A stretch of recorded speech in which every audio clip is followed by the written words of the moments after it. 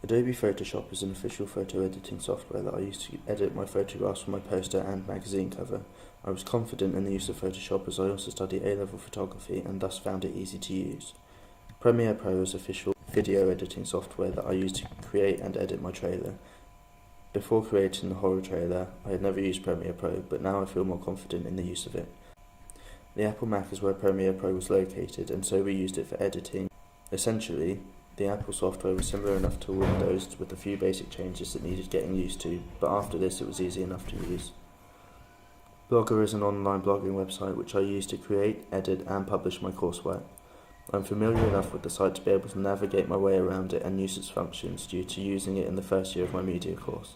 However, before this, the website was completely new to me and I had to learn how to use it, but this was easy enough to do.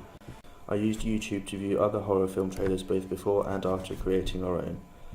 I used it to view trailers before in order to better understand some key conventions in horror trailers and trailers in general. I then used it to compare our trailers to real horror trailers after filming and editing in order to visually evaluate the effectiveness of our trailer.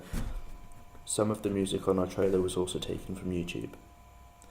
GarageBand and Incompetech are two sites which we used to find some music for our trailer, like slower, quieter music at the beginning.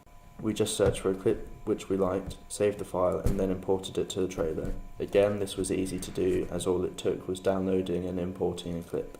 The Zoom mic was extremely helpful with fixing some of our audio levels and the general quality of some audio clips. For example, when Carly says, "Well, if I can get out of work then I'll go," but the original clip had too much background noise with traffic going by. Using the Zoom mic meant we could re-record the line in another location and dub it over the top. However, we did have to do this a few times to get it right, as the speed at which the line was spoken was never quite exactly the same. But this was easy enough to do once figuring out how to use the mic. The HD Panasonic Lumix DMC FZ45 was the camera we used for filming and location scouting.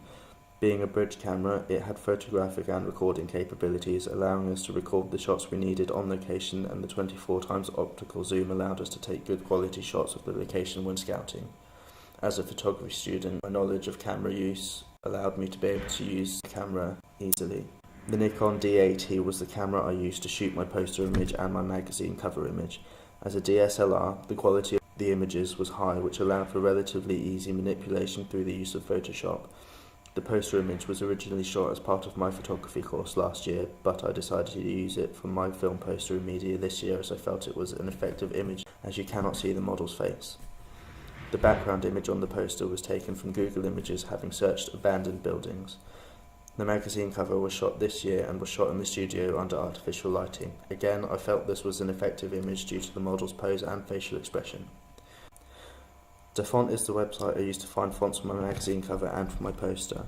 After finding a font I liked, I would simply print screen it, copy and paste it into Photoshop, make it transparent by deleting the background and then any unnecessary blank spaces, and then copy and pasting the transparent copy onto either my poster or magazine cover.